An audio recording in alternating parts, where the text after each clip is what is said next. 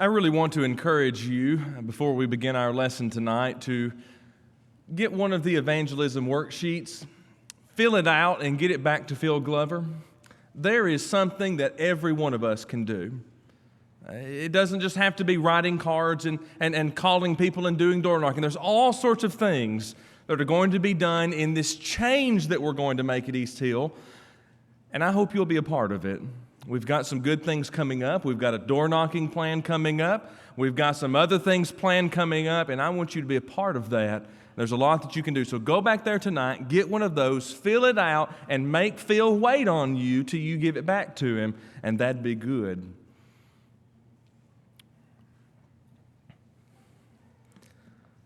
One of my favorite things, and this is beginning to be the weather, so maybe I'm dropping Kelly a hint, is on a good, what used to be fall September, was to eat a nice bowl of chili, don't you think? And what I like to do is, after it's cooked, give it a few days and let it kind of sit on itself in the fridge. Let it homogenize. That's what we called it at home. We'd give it a few days, and we would always talk about that it was always better the second and third, and as you eat that chili, as it goes on, it just keeps getting better and better. You know, there are some things in life that are better with time. But you know, not all things are better with time. Did you know that if you leave milk in the fridge too long, it's not better with time? Did you know that? It's not like chili. You can leave chili in the fridge a long time, and it's still good. It's better. But you leave milk in the fridge too long, what happens? It turns on you. And you know, things are one of two ways. Either it can wait, or it can't wait. But many times, especially as we live in our lives, we try to let things wait. I know sometimes it's good to let things wait. But many times with the things that are important, with the things that are really needing to be dealt with, we just wait. And for whatever reason, we wait. And then we've got a conflict on our hand, and then we need resolution with the conflict because we did not address the problem right away. Now, by way of introduction, this sermon is being presented not because there's a problem here. It's not being presented because there's a problem in your life, and it's not being presented because I know something that you don't. It's being presented because every one of us has problems. Do you have problems? Because if your life is problem-free, I think you need to tell us the secret to having a problem-free life.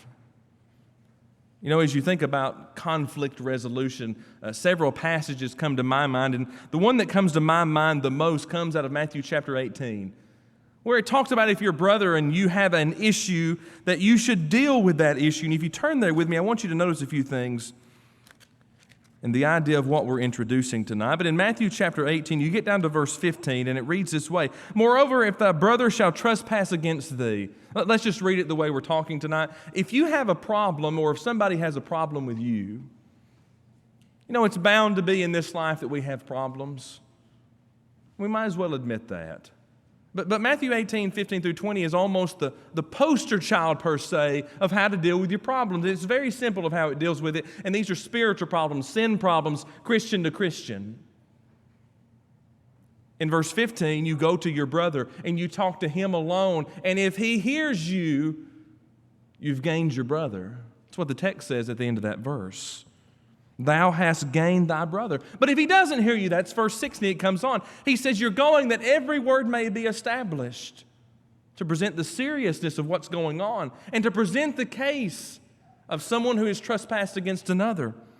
You go on into verse 17, and if none of that works, after verse 16, taking 2 or 3 witnesses with you, that every word may be established, you tell it to the church. You see, in other words, there is a proper way to handle problems. And there is a proper, if you'll allow me to use this phrase, protocol when problems exist. But you see, not every problem is of the severity of what's happening here. Now, I'm not saying that we get to pick and choose of how we handle problems. But I am telling you that some problems never have to get to this stage, don't you think? Because many times we wait too long until our problems have become conflicts. Problems are like milk. They'll go bad on you before you ever know it. Now, what I find interesting is in verses 18 and 19, Jesus is telling the disciples, and he's telling this point blank to them because the beginning of the chapter says he's with his disciples and he's teaching them. And verses 18 and 19 says, whatever they bind on earth will be bound in heaven. And that tells you and me that what we do in this life matters. And how we react to things, it really does matter. But what I find very interesting is verse 20. And I don't know if you've ever put this together, but verses 15 through 19 is all about dealing with problems. And then verse 20, this verse that we kind of sometimes pick and we lift it up out of its context and we put it over here because we want to talk about that verse by itself. If you read verse 20, it's really interesting. For where 2 or 3 are gathered together in my name, there I am in the midst of them. Boy, isn't that interesting. Don't we usually quote that passage when it comes to worship? When 2 or 3 are gathered in my name, there I am with them. Have you ever noticed the context? You notice what's happening in verse 15 to 19? It's when we deal with problems. Now, I think that is almost mind-blowing, isn't it? Because when we deal with problems, how many times do we think, and what opportunity do we think, I need the Lord here? But he says, whenever 2 or 3 are gathered in my name. Now, reference that back up, verse 16. Take 2 or 3 witnesses. Boy, that brings a more impact to that verse, doesn't it? Because we learn that the Lord is telling us here the importance of handling things on time and properly. But you see, I don't think that's the whole essence of what we're going to be talking about tonight, because I believe that things should never have to get to that stage. Because we can handle our problems before they become really big problems. Now, there are 3 areas I want us to look at, and we'll do this briefly. Number 1, I want to look at family. Do you ever had a family problem? Did you ever have a family problem that you let fester? Ooh, got big, didn't it? Got hurtful, didn't it? How about a problem with your fellow brethren? Have you ever had a problem with what a fellow Christian is doing? Well, that's happened before in Scripture, and we have insight in what to do when we need to be corrected.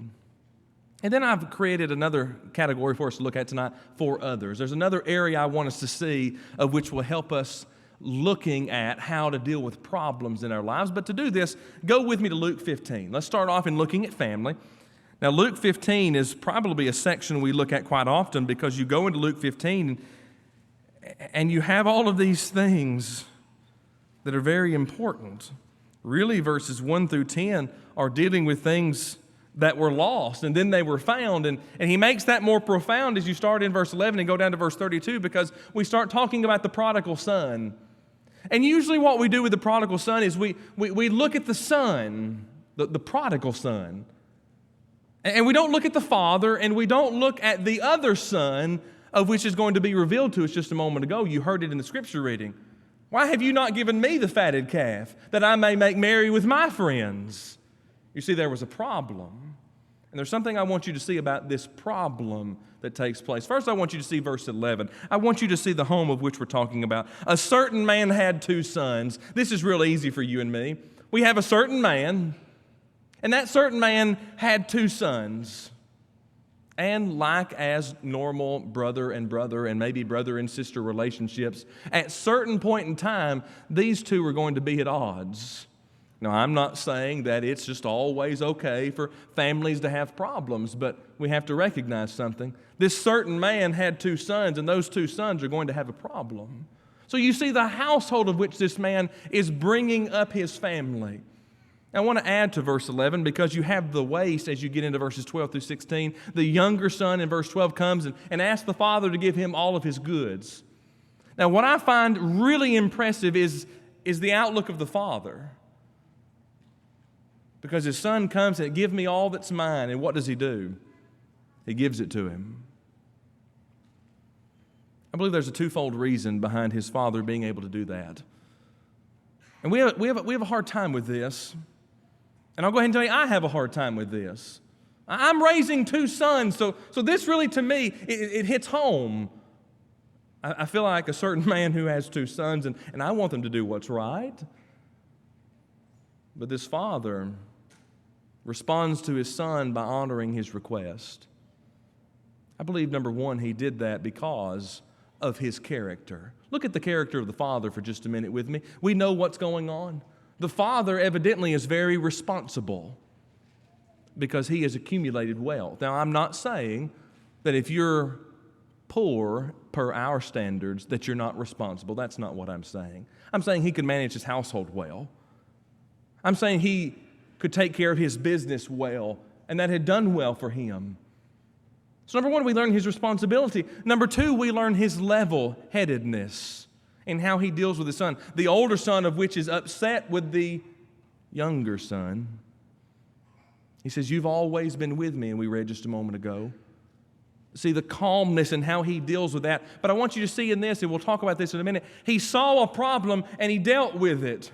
We learn a lot about this father here, which tells me that most likely, I can't make a dedicated statement to this, but it certainly factors in, most likely this father had taught his sons how to live. I don't know what I would do if my son came and said, "Father, give me all my inheritance." What would you do? Would you give it to him? Would you give him a talking to because he's going to waste it? I don't know what I would do. You don't know what you would do. This young man wasted it. And thus we see the waste. And we see in verses 17 through 24 that he makes his return back to his family. And we learn that as you see this, the father embraces the son back as you get down toward verse 24. And he puts on his new clothes on him. He brings new shoes to his feet. In verse 23, he brings the fatted calf and they kill it and let us eat and be merry. What a good day it is the son is home. But you know, sometimes in our happiest days become some of our saddest days, doesn't it? That's what's happening to this father. A certain man had two sons. His one son was lost and now he's found, but his other son is now angry. And as you look inside of verse 28, he won't come in. And he was angry and would not go in, therefore came out his father and entreated him. There was a problem. Here was the problem. The son here in verse 28 was angry. And if you keep going into the resolution of verses 29 through 32, you learn that this son, he was angry because his father had never given him his fatted calf. His father had never thrown him a party for him and his friends. You know, it's interesting that we get angry at some of the silliest stuff, don't we? It's kind of silly for this son to be angry at, I believe, his father and his brother. We know he's angry at his brother because he responds to his father and says, "This thy son." He detaches himself away from his brother. He didn't say, "My brother." He said, "This thy son." He detaches himself from it. It's interesting we get angry at some of the silliest things. And it's the father who reasons with the son. And this is what I want you to see when the problem arises. You see, he did not wait. He did not say, "After the party, you and I need to talk." He did not say, "Now go on in there, I don't care what you say." He did not mask the problem. He dealt with the problem right at hand. And that's very impressive to me. He answering said to his father, "Lo, these many years," this is verse 29, "do I serve thee, neither transgress at any time thy commandment, and yet thou never gavest me a kid that I might make merry with my friend. But as soon as this thy son was come, which has devoured the living with harlots, thou hast killed for him the fatted calf." Now notice verse 31. "And he said unto him, Son, thou art ever with me, and all that I have is thine. It was meet that we should make merry and be glad, for this thy brother was dead, and is alive again, and was lost, and is found." We don't know what the son continues to say after this. This is where the account ends. But here's what we recognize. When problems arise, especially in our families, problems should be addressed. As you think about families, I want you to think about brethren, because there's something that's true. If there can be problems in our physical families, there definitely can be problems in our spiritual families. Now, I ask this question out of great sincerity, but have you ever seen churches struggle with problems? I'm not saying that churches have problem after problem, but something happens and then it never gets addressed until it's a really big problem. You know, that can happen to you and me. I don't think it should be so, do you? I don't think we have the opportunity to have those type of problems, do you? Because I think many times, like the prodigal, we get angry over the silliest little things. Now, what I'm going to discuss in this context of four brethren has to do with Paul and Peter. And I want you to go with me to Galatians 2. Because Peter had a problem. And Paul addressed it. Now, what I want to tell you about this is Paul addressed it when the problem arose, not years later. Paul addressed it to Peter, not to everybody else. Isn't it interesting when we start having problems with fellow Christians, we go to every person but that fellow Christian of which we have a problem with? We try to grapevine handle problems. Well, I'll tell them, and they'll tell him, and he'll tell them, and that'll get it back to the elders, and they'll take care of it. I think one of the things that happens to you and me is we live in a world where problems don't get addressed. And we live in a world where people don't want to address problems. I understand that to a degree, don't you? Because problems are hard. But we don't have that luxury, do we? It was Peter, as you read in Galatians 2, verses 11 and 12, it was Peter who was in a problem. Verse 11, but when Peter was come to Antioch, I withstood him to the face, because he was to be blamed. Now pause for just a minute. Those are pretty strong words, aren't they? I think they're very strong words. Peter had a problem. Peter had a doctrinal problem. Peter had a public problem. Did you notice what was happening there? Peter had a problem. We need to get to the stage in life where we can recognize that sometimes is either a problem or our problem. Peter had a problem. And Paul knew that problem. Verse 12, he tells us about it. For before that, certain came from James. He did eat with the Gentiles. But when they were come, he withdrew and separated himself, fearing them which were of the circumcision, the Jews. So in other words, he wanted to keep this company in certain company. He wanted to keep this company in other company. He wanted to do this and that, and he wanted to play both parties. There's a term for that in the New Testament. Double-tongued. That was Peter's problem.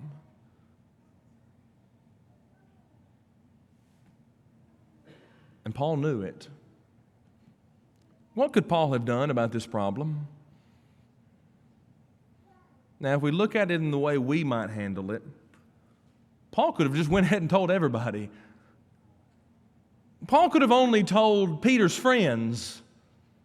Or Paul could have told the churches that Peter was associated with.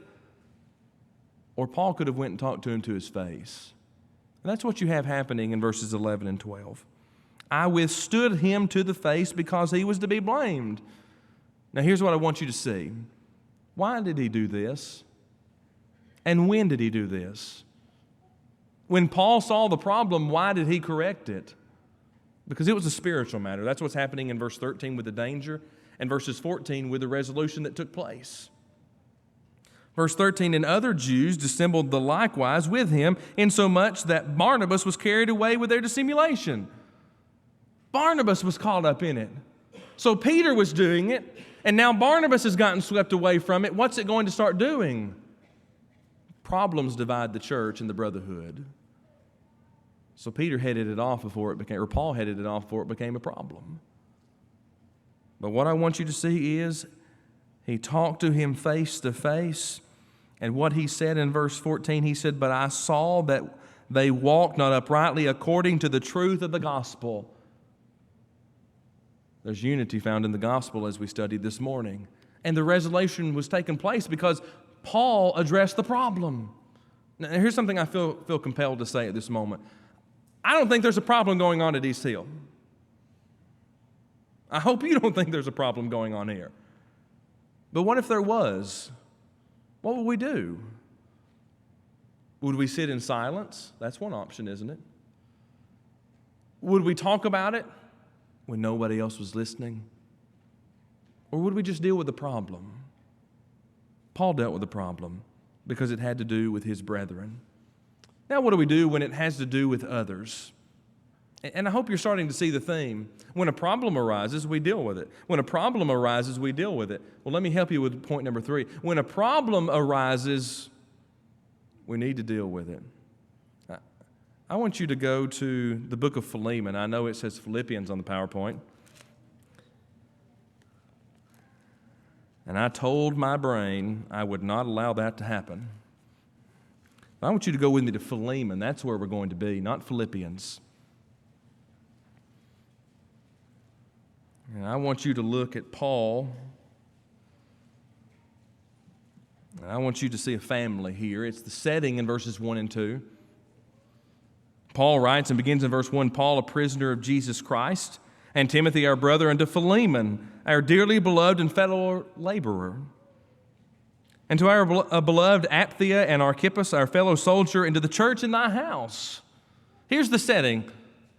A letter is being written to a group of Christians. But inside of this, what's interesting to me is there is a man who at one time was not a Christian, but we're going to learn now he is. So how do you deal with that type of problem? When someone becomes a Christian and all of a sudden there are other things that have to be reconciled. Well, it's in verses 10 and 11. Paul writes this letter to Philemon, of which was involved with Onesimus. You look at verse 10. I beseech thee for my son Onesimus, whom I have begotten in my bonds. Somehow, now you think about this for a minute, somehow while Paul was in prison, he converted Onesimus to Christ. Boy, what a powerful impact that is. In prison, Paul converts Onesimus, and Paul was in prison. Makes it real easy to go knock on a door, doesn't it? I don't want to have to convert folks in prison because that's where I'm at. Paul was. And he writes this letter, and it's in verse 11 that this is said, which in time past was to thee unprofitable, but now profitable to thee and me. It was Onesimus, who was most likely a slave of Philemon. It was Onesimus who evidently had fled Philemon, and now he's a Christian. Paul's a Christian. Philemon's a Christian. Timothy's involved in this. Apphia and Archippus in verse 2, all Christians. The church in thy house, all Christians. What does Onesimus do now? He had done wrong, and he's become a Christian. What does he do? Well, Paul sends him home. Paul sends him back. And it's in verses 17 through 24, you see something that is very interesting to me. Here's how Paul deals with problems with others. And I love the attitude of this because I wish we could all become like this. Verse 17, if thou count me therefore as a partner, receive him as myself. Pause there. I'm sending Onesimus back. And Paul begins to barter with Philemon about Onesimus. And what does he barter with? It's not money. It's himself. If thou count me therefore as a partner, receive him as myself. If he hath wronged thee or oweth thee aught, put it on my account. I believe that's a very Christ-like attitude, don't you? Did Christ not do that for you and me? Did he not go to the cross for you and me? And did it not get put on his account? And Paul says, you put it at my account. He says, I, Paul, have written it with my own hand. I'll repay it. I do not say to thee how thou owest me, even thy own selves besides. It's interesting to me that Paul who's in prison, Paul who converts Onesimus, Paul who knows Philemon, Paul who writes a letter to Philemon says, let me deal with his debt. Isn't that interesting to you?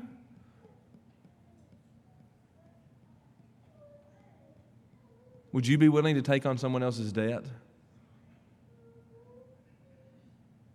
Because they needed you to.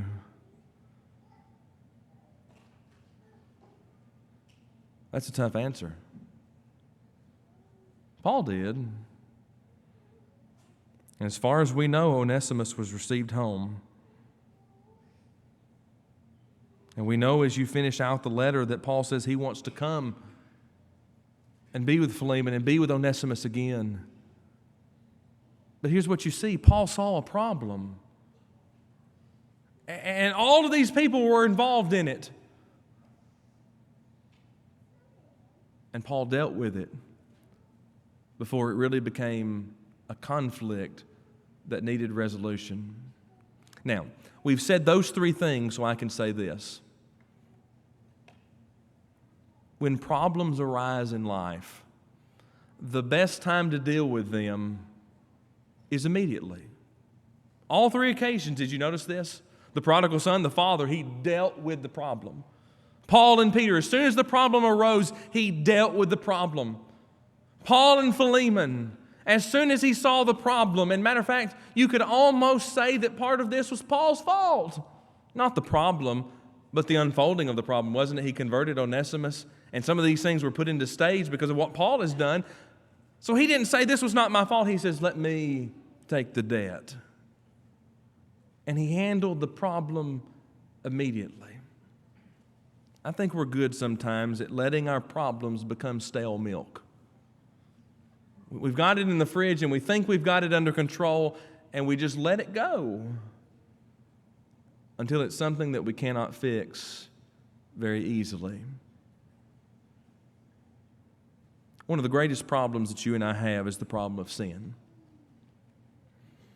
Maybe tonight you need to become a child of God in this room.